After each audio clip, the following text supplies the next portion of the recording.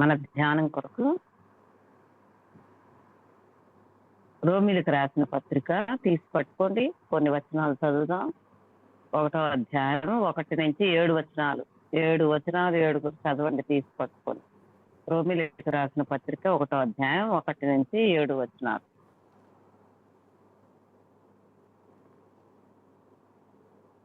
రండి. సహోదరులారా, దాసుడును అపోస్తలుడుగా నుండి పిలువబడిన వాడును దేవుని సువార్త నిమిత్తము ప్రత్యేకింపబడిన వాడునైన పౌలు, రోమాలో ఉన్న దేవుని ప్రియులందరికీ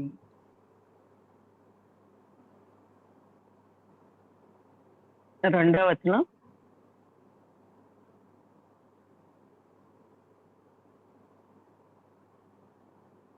రెండో వచనం వేరే వాళ్ళు చదవండి.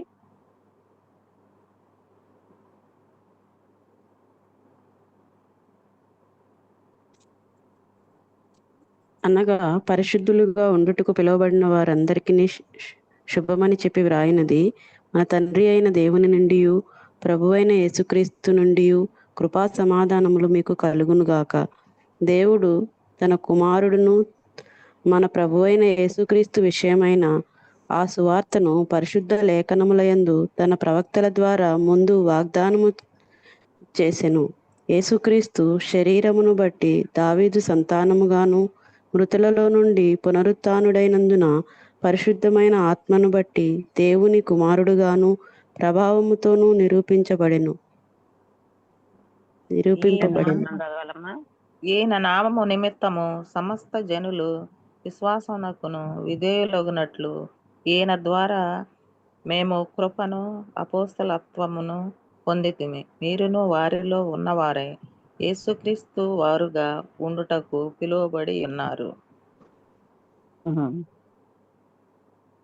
ఎన్నో వచనం తర్వాత 8 చదవాలి. ఎంత? 8 చదవాలి. చాలు చాలు కలిసి ఉన్నట్లున్నాయి. చాలు. అక్కడ మనం చూస్తే మరి పిలవబడిన వారు అనే మాటను మనం చూస్తా ఉన్నాం. అంటే పిలవబడటం, దేవుని యొక్క కృపలో నిలవబడటం అనేది విశ్వాస యొక్క జీవితంలో ఎంత ముఖ్యమైనదో మనం అక్కడ చూస్తా ఉన్నాం. రోమీలకు రాసిన పత్రిక మొదటిగానే అంటే ప్రారంభంలోనే అపోస్తలుడైనటువంటి పౌలు తన గురించి తను పరిచయం చేసుకుంటూ యేసుక్రీస్తు యొక్క సేవకుడు, అపోస్తలుడుగా పిలువబడినటువంటి వాడు అని పరిచయం చేసుకుంటున్నాడు. ఇది మనకు ఒక గొప్ప సత్యాన్ని నేర్పుతుంది. ఏంటంటే మరి దేవుని సేవ అనేది ఒక ఉద్యోగం కాదు, అది ఒక పిలుపు. మనం ఏ పని చేసినా దేవుని కొరకు, అది ఎంత చిన్నదైనా ఆ విషయంలో మనకి ఒక అవగాహన కలిగి, అది దేవుడు నాకు ఆ పని ఇచ్చాడు అనేటి అవగాహన కలిగి మనం చేసినప్పుడు అమ్మా వినిపిస్తుందా? అది వినిపించట్లేదు.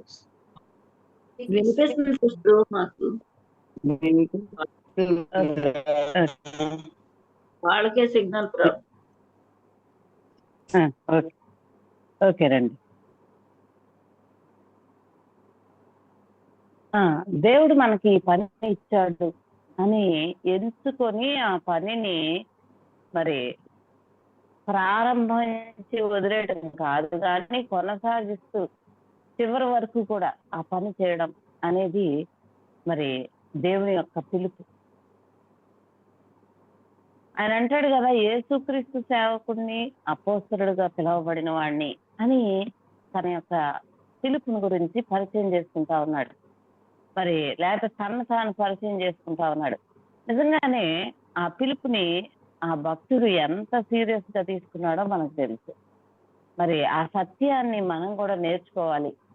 మరి అందులోంచి వచ్చేటువంటి ముఖ్యమైన సత్యాలు ఒక 4 విషయాలు మనం కూడా అర్థం చేసుకొని వాటిని మన జీవితానికి కూడా అన్వయించుకొని పరిశీలన చేసుకోవడానికి సహాయకరంగా ఈ విషయాలు ఉన్నాయి. చూసినట్లయితే మరి పిలుపు అనేది దేవుని వద్ద నుండి వస్తుంది. పౌలు తాను తగ్గినవాడుగా ఎంచుకోలే, కానీ దేవుడు అతన్ని వేరుపరిచాడు, పిలుచుకున్నాడు, తన పని కొరకు పిలుచుకున్నాడు. అలాగే పౌలుని మాత్రమే పిలిచే దేవుడా మన దేవుడు కాదు. మన జీవితానికి కూడా దేవుని యొక్క ప్రత్యేకమైనటువంటి పిలుపు ఉంటది. చాలాసార్లు మనం దాన్ని గుర్తించం, దాని గురించి ఆలోచించం, దాన్ని కనుగొనడానికి కూడా సమయాన్ని వెచ్చించం. ప్రియమైన వారులారా, మనందరి జీవితాలకి దేవుని యొక్క ప్రత్యేకమైన పిలుపు ఉంటుంది. మనం ఎప్పుడైతే ఆయన నమ్మి ఆయన యొక్క బిడ్డలుగా చేయబడ్డామో, మరి మనందరి జీవితాల్లో మరి ఆ ప్రత్యేకమైనటువంటి పిలుపుని మనం కలిగి ఉన్నాము అనేటువంటిది మర్చిపోకూడదు. మేబీ చాలా సార్లు దాని గురించి మనకి అవగాహనలోకి రాదేమో, కానీ మరి ఆ ప్రత్యేకమైన పిలుపు మనందరి జీవితాల్లో ఉంది అనేది దేవుని వాక్యం సెలవిస్తా ఉంది.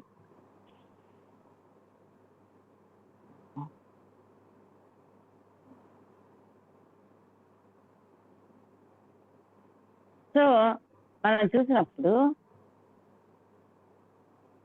నిజానికి పౌలు అపోస్తలుడు కాడు. అపోస్తలుడని ఎవరిని పిలిచాం మనం? 12 మంది శిష్యులు మాత్రమే పిలిచాం.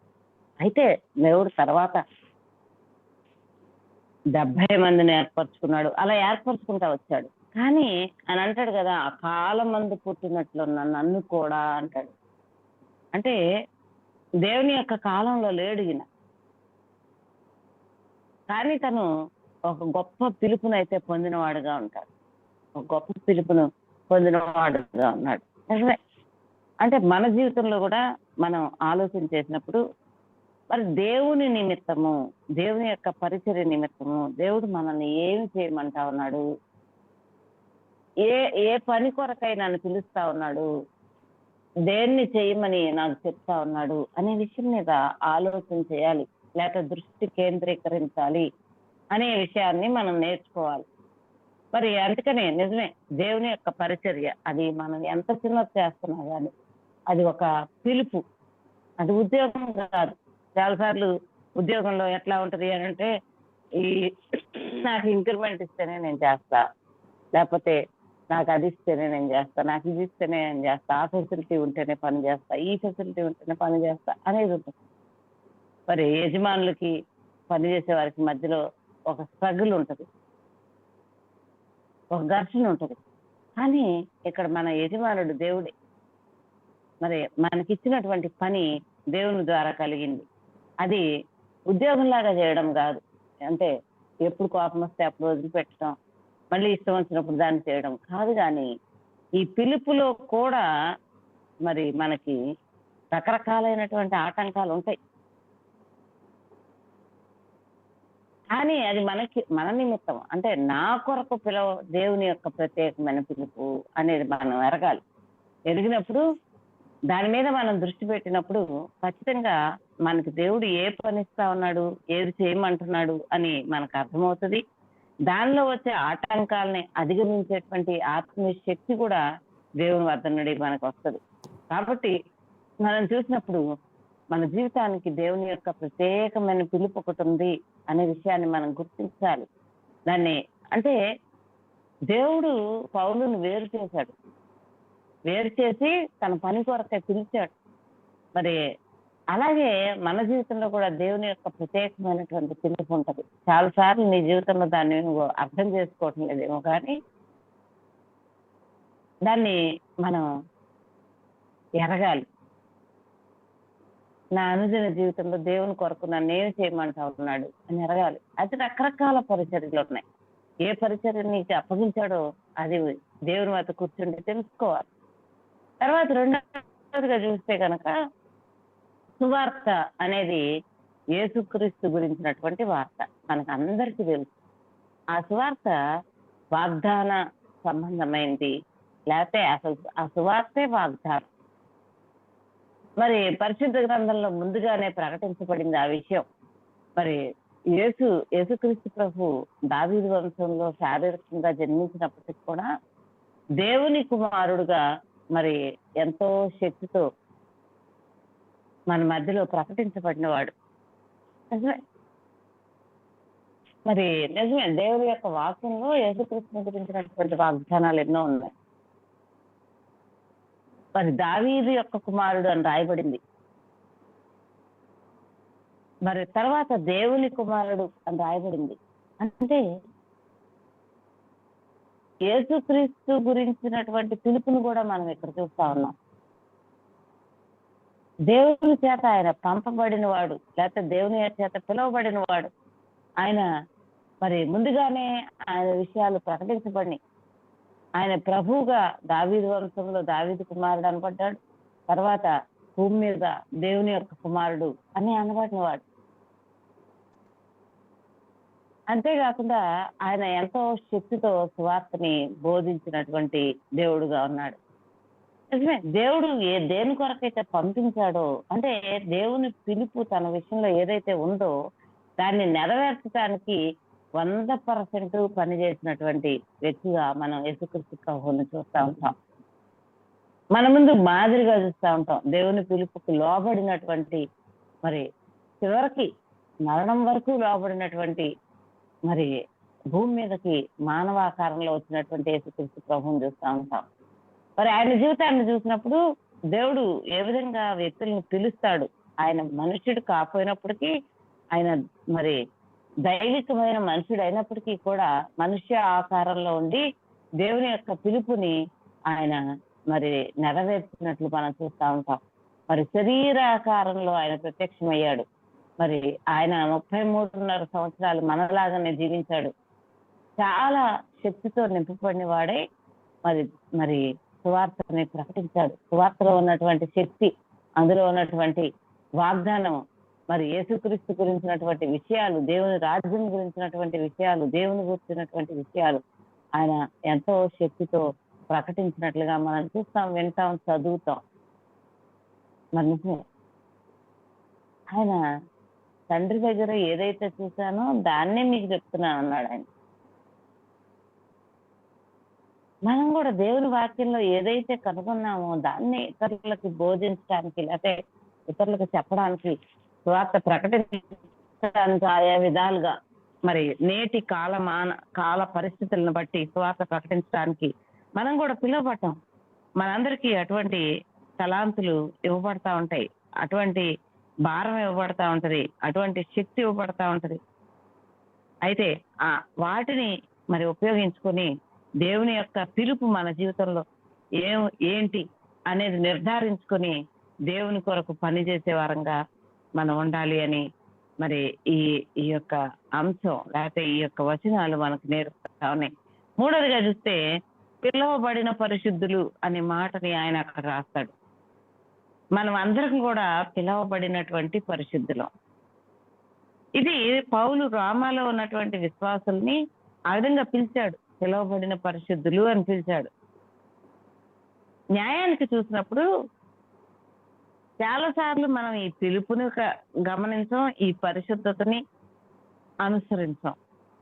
అయినప్పటికి కూడా మనకి ఎంత ప్రియమైనటువంటి పేరు ఇవ్వబడిందో చూడండి.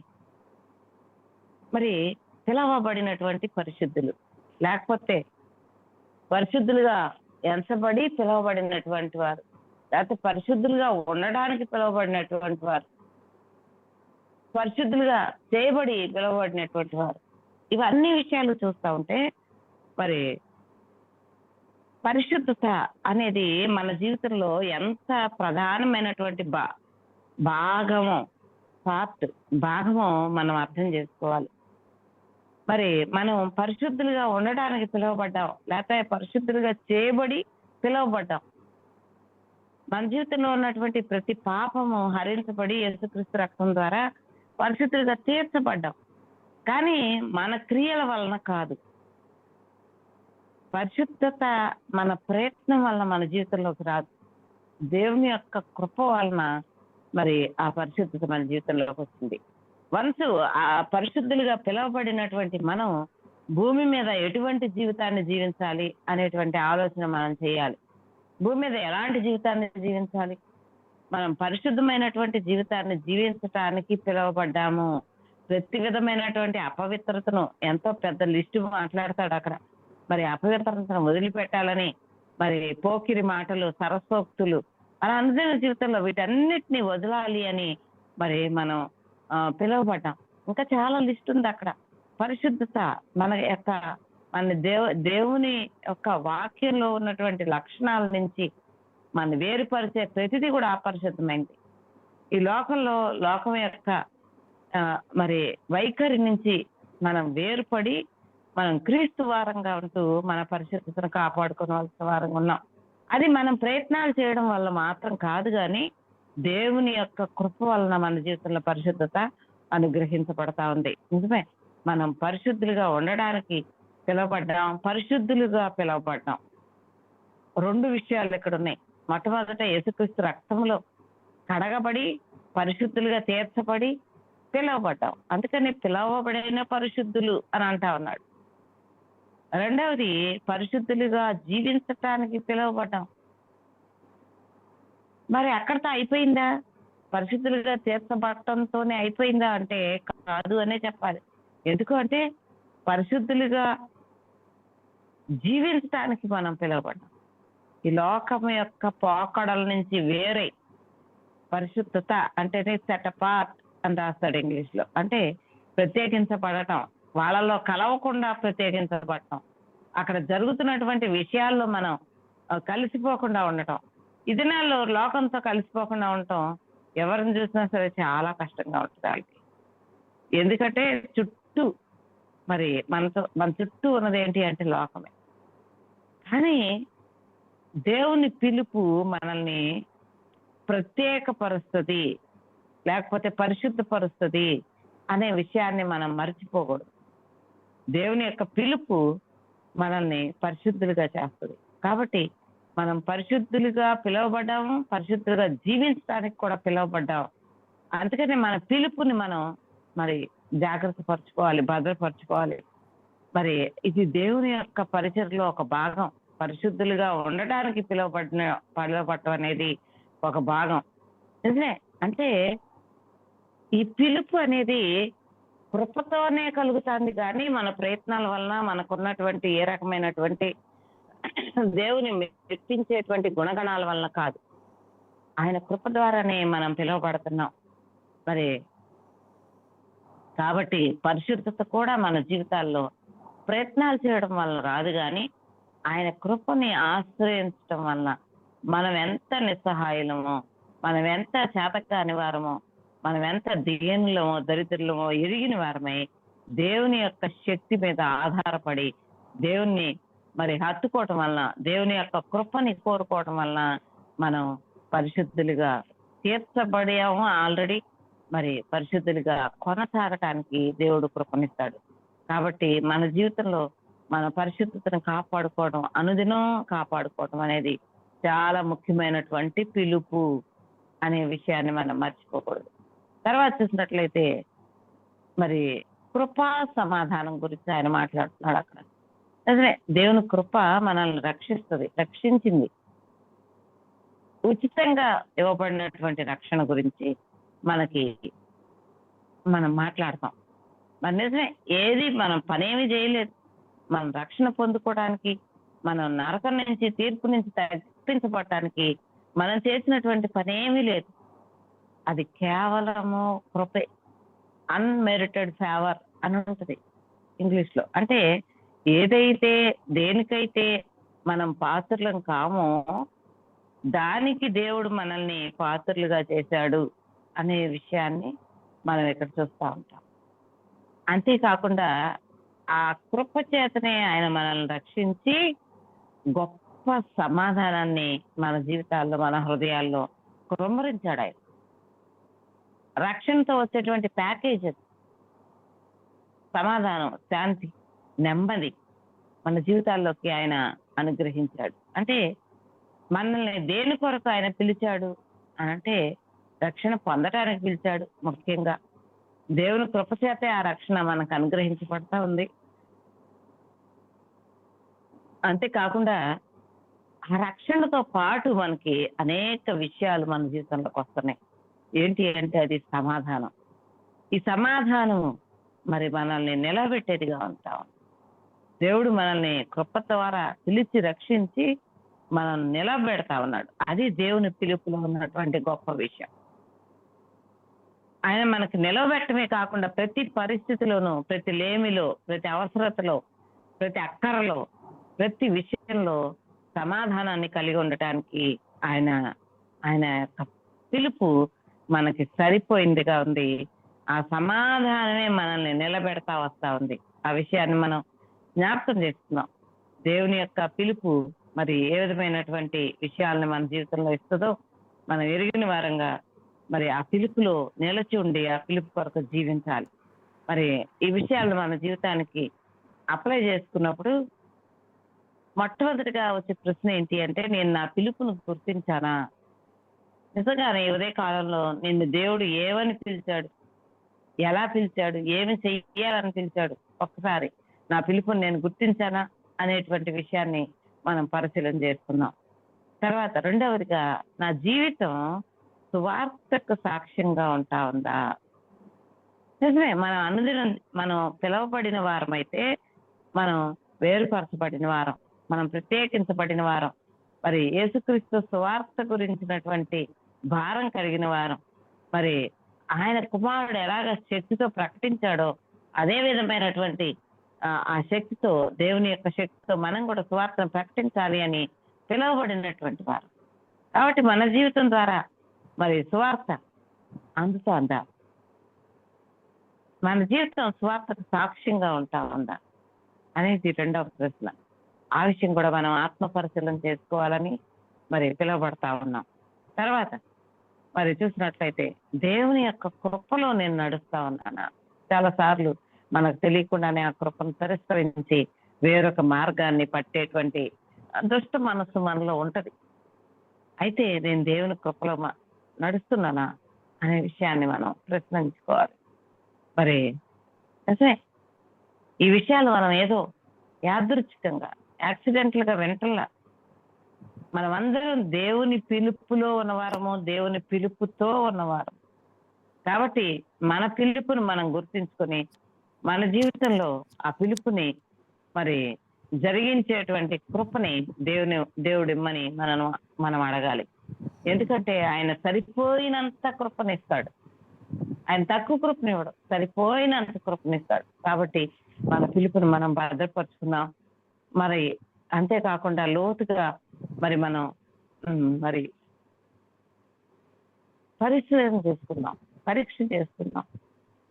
నా పిలుపు ఏంటి? ఈ ఉదయకాలంలో నా పిలుపుకి నేను తగినట్లుగా జీవిస్తున్నానా? అసలు దాన్ని గుర్తించానా? నా జీవితం సువార్తకు సాక్ష్యంగా ఉంటా ఉందా? నేను దేవుని యొక్క కృపలో నడుస్తా ఉన్నానా? అటువంటి ప్రశ్నలు మనం వేసుకుని వాటికి జవాబులు పొందుకోవటం ద్వారా మనలోంచి మనమే మరి ఆ జవాబు ద్వారా మనం ఇంకా ఎక్కువగా దేవుని పిలుపుకి దగ్గరై మరి ఆయనలో ఉన్నటువంటి సత్యాలని ఎరిగిన వారమై మరి ఆయన చేత పిలువబడి ఆయన కృపలో నిలవబడిన వారంగా మారుతాం. నిజమే, ఆయన చేత పిలువబడటం, ఆయన కృపలో నిలవబడటం, ఈ రెండు కూడా మరి ఒక విశ్వాస జీవితానికి ఎంత మేలైనవి, ఎంత ముఖ్యమైనవి, ప్రాముఖ్యమైనవి అనేది మనం అర్థం చేసుకోవాలి. ఆ విధంగా మరి మన పిలుపును గుర్తించాలని, మరి మన జీవితం సువార్తకు సాక్ష్యంగా ఉండాలని, మరి మన పిలుపులో ఉన్నటువంటి విషయాలకు మనం కట్టుబడి మరి లోతైనటువంటి ఆత్మీయ జీవితాలు కలిగి వాటిలో జీవించాలని మరి దేవుడు మనల్ని కోరుతా ఉన్నాడు. కాబట్టి ఆయన పిలుపుని నిరర్ధకం చేయొద్దు, ఆయన కృపను నిరర్ధకం చేయొద్దు. మరి మనం మన యొక్క ఆత్మ పరిశీలన చేసుకొని వాటి విషయంలో మనం జాగ్రత్తగా ఉండాలి అని హెచ్చరించబడతా ఉన్నాం ఇదే కాలం. కాబట్టి ప్రియమైన వారులారా, నువ్వు పిలువబడినటువంటి వాడవు, నువ్వు పిలువబడినటువంటి దానవు. ఆ విషయంలో ఎక్కడ కూడా సందేహం లేదు.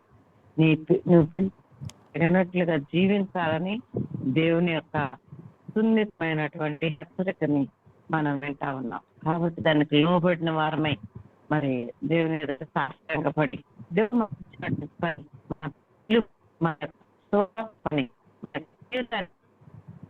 విధేయత కలిగినటువంటి పని వీటన్నిటిగా మరి దేవుని యొక్క సమక్షంలో మరి దాదాపుగా ఆయనకు మనం కోరుకోవాల్సిన వారంగా ఉన్నాం.